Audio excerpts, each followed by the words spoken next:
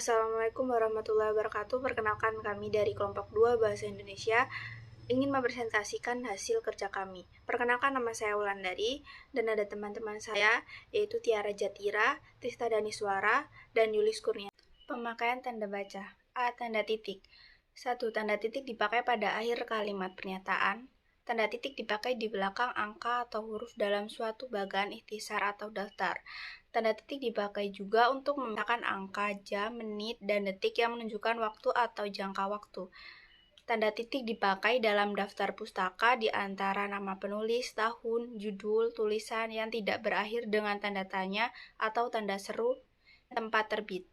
5. Tanda titik dipakai untuk memisahkan bilangan ribuan atau kelipatannya yang menunjukkan jumlah. B. Tanda koma. Tanda koma dipakai di antara unsur-unsur dalam suatu pemerincian atau pembilangan. 2. Tanda koma dipakai sebelum kata penghubung seperti tetapi, melainkan, dan sedangkan dalam kalimat majemuk setara. 3. Tanda koma dipakai untuk memisahkan anak kalimat yang mendahului.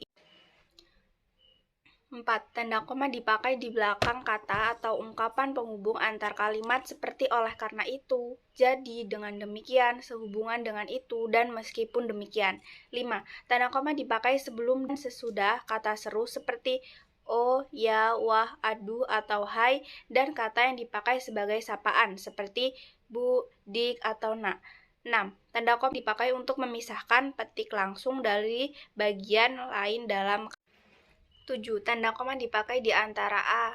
Nama dan alamat, B. Bagian-bagian alamat, C. Tempat dan tanggal, serta nama tempat dan wilayah atau negeri yang ditulis berurutan. 8. Tanda koma juga dipakai untuk memisahkan bagian nama yang dibalik susunannya dalam daftar pustaka.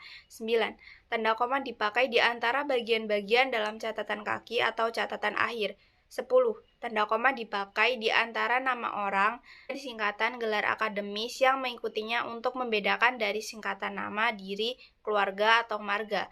11. Tanda koma dipakai juga sebelum angka desimal atau di antara rupiah dan sen yang dinyatakan dengan angka. C. Tanda titik koma. Tanda titik koma dapat dipakai sebagai pengganti kata penghubung untuk memisahkan kalimat setara yang satu dari kalimat setara yang lain di dalam kalimat majemuk. Tanda titik koma dipakai pada akhir perincian yang berupa klausa. Tanda titik koma dipakai untuk memisahkan bagian-bagian pemerincian dalam kalimat yang sudah menggunakan tanda koma. D. Tanda titik dua. Tanda titik dua dipakai pada akhir suatu pernyataan lengkap yang diikuti pemerincian atau penjelasan. Tanda titik dua tidak dipakai jika perincian atau penjelasan itu merupakan pelengkap yang mengakhiri pernyataan. Tanda titik dua dipakai sesudah kata atau ungkapan yang memerlukan pemberian. Tanda titik dua juga dipakai dalam naskah drama sesudah kata yang menunjukkan pelaku dalam percakapan. Tanda titik dua dipakai di antara A. Jilid atau nomor dan halaman, B. Surah dan ayat dalam kitab suci, C. Judul dan anak judul suatu karangan, serta D. Nama kota dan penerbit dalam daftar pustaka.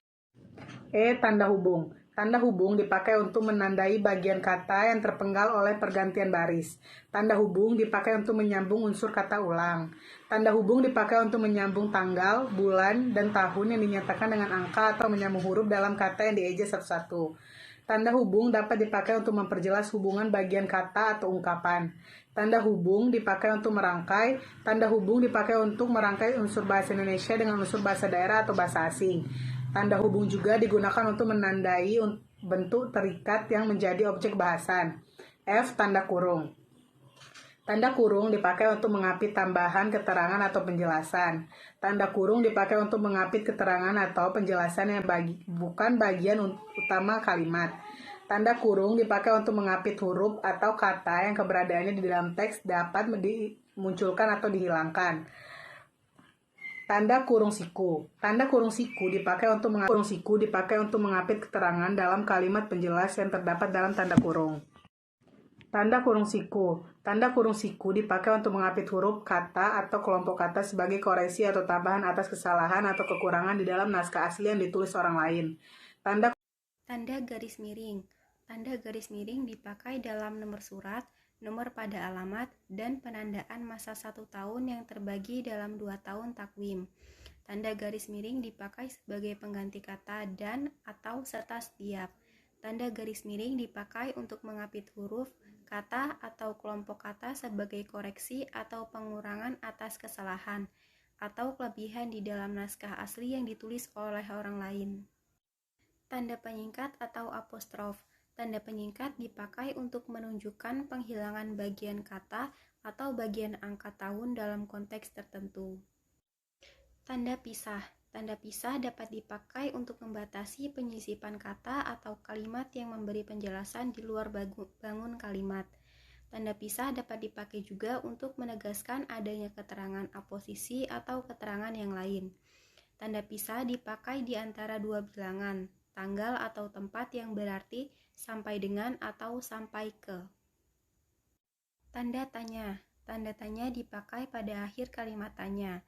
Tanda tanya dipakai di dalam tanda kurung untuk menyatakan bagian kalimat yang disangsikan atau yang kurang dapat dibuktikan kebenarannya.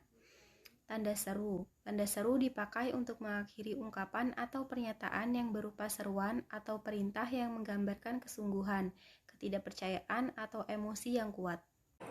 M. Tanda elipsis. 1. Tanda elipsis dipakai untuk menunjukkan bahwa dalam suatu kalimat atau kutipan ada bagian yang dihilangkan. 2. Tanda elipsis dipakai untuk menulis ujaran yang tidak selesai dalam dialog. N. Tanda petik. 1. Tanda petik dipakai untuk mengapit petikan langsung yang berasal dari pembicaraan, naskah, atau bahan tertulis lain. 2. Tanda petik dipakai untuk mengapit judul sajak, lagu, film, sinetron, artikel, naskah, atau bab buku yang dipakai dalam kalimat. 3. Tanda petik dipakai untuk mengapit istilah ilmiah yang kurang dikenal atau kata yang mempunyai arti khusus. O. Tanda petik tunggal. 1. Tanda petik tunggal dipakai untuk mengapit petikan yang terdapat dalam petikan lain. 2. Tanda petik tunggal dipakai untuk mengapit makna, terjemahan, atau penjelasan kata atau ungkapan. Tanda koreksi. Tanda koreksi yaitu tanda untuk memperlihatkan perlunya pembetulan dan menunjukkan bagian-bagian yang perlu dibetulkan. Tanda-tanda koreksi digunakan untuk memperbaiki dari pekerjaan surat. Bentuk tanda koreksi bermacam-macam disesuaikan dengan kebutuhan. Berikut adalah macam-macam bentuk tanda koreksi.